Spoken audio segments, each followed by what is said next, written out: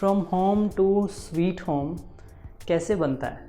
आपकी वहाँ जो मेमोरीज़ क्रिएट हुई हैं, जो कंफर्ट है वहाँ पे, वार्मथ है, इनवाइटिंग नेचर है आपके घर का, वो आपको बार बार कंपेल करता है घर वापस आने के लिए।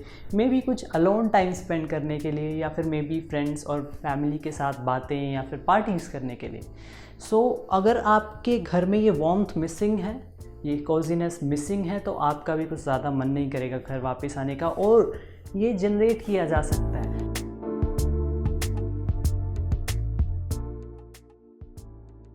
First is find a cocoon shell for yourself. By that I mean कि कोई एक छोटी सी जगह ढूंढ लो जहाँ पे आप सबसे ज़्यादा टाइम स्पेंड करते हो।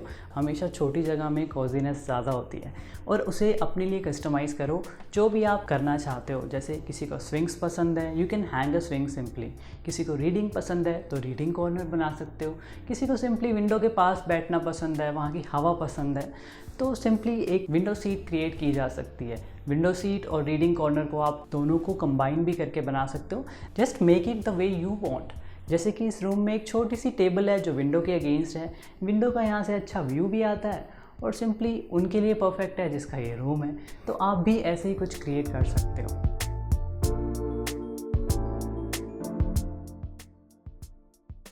Number 2 is invite nature inside your space. Bye that I mean natural elements जितने ज़्यादा होते हैं आपकी स्पेस में, उतना ही घर कोजी लगता है। आप कभी पार्क में जो बैठे हो, वहाँ की जो वार्मथ होती है, जो वेलकमिंग नेचर होता है, कभी भी वो घर के अंदर नहीं हो सकता। लेकिन अगर वहाँ की एलिमेंट्स हम अपने घर में रखते हैं तो वो कोजीनेस इवोक कर सकते हैं। जैसे स्टोन है, स्टोन की बनी हुई चीज़ें आप अगर प्लांट्स ऐड कर पाओ तो बहुत अच्छा।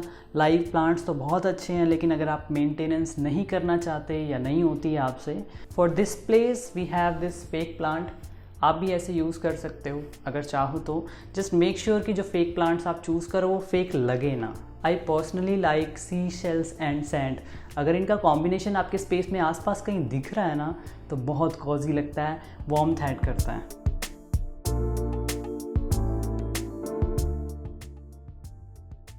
Next is warm textures add करो अपने स्पेस में। आपने कभी कोई कपड़े को देखा है, ऐसे हल्के हल्के टेक्सचर होता है उस पर, और वो देखने में काफ़ी कॉजी लगते हैं। जितने ज़्यादा टेक्सचर होगा किसी भी टेक्सटाइल पे, इनफैक्ट रग में आप यूज़ कर सकते हो, पिलो कवर्स में यूज़ कर सकते हो, थ्रोज में यूज़ कर सकते हो। किसी भी फर्नीचर पीस के ऊपर सिंपली एक कपड़ा रखा रहता है जो थोड़ा वुलन टाइप का है, तो वो देखने में बहुत कॉजीनेस ऐड करता है। अगर ठंडी का मौसम है तो ये तो बहुत अच्छी बात है, आपके आसपास ऐसे कपड़े रहेंगे तो ओवरऑल देखने में भी वार्मथ ऐड होती है, और उसे आप यूज़ भी कर सकते हो। मैक्रामे यूज़ कर सकते हो, one of the most trending thing right now जो होम डेकोर में चल रही है। रटैन के बने या जूट के बने हुए पॉट्स या एसेसरीज यूज़ कर सकते हो। वुड की अगर आपकी फ्लोरिंग है वो भी बहुत ज़्यादा कॉजी लगती है।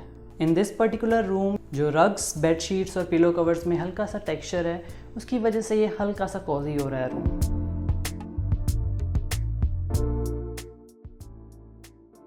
कभी ऐसा हुआ है आपके साथ कि कहीं पे गए और वहाँ पे इतनी अच्छी खुशबू आ रही थी, जो आपका मूड ख़राब था, अचानक से आप उसके बारे में भूल गए?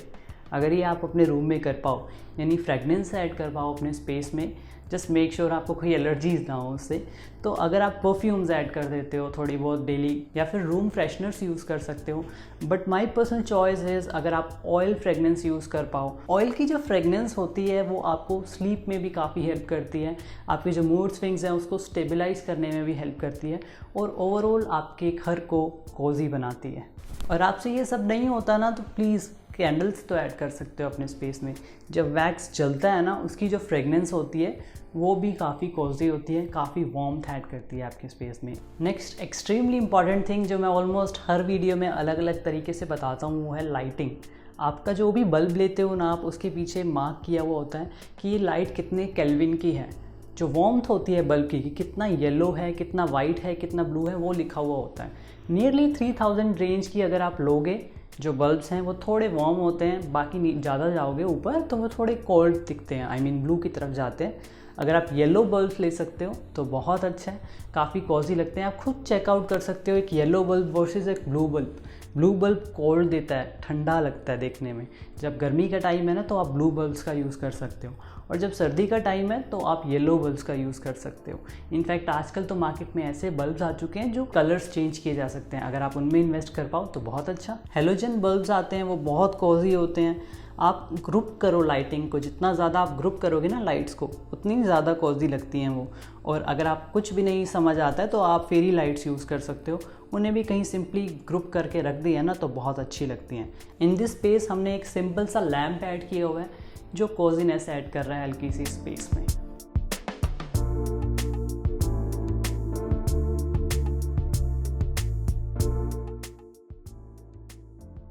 सबसे ज़्यादा वार्मथ ऐड क्या करता है स्पेस में, वो होती हैं आपकी मेमोरीज़। जितनी ज़्यादा मेमोरीज़, और वो भी स्वीट वाली मेमोरीज़ आपके कमरे में आपको दिखाई देने लगती है ना, उतना ही अच्छा लगता है वो आपको जगह। तो कोशिश करो उसको पर्सनलाइज़ करो।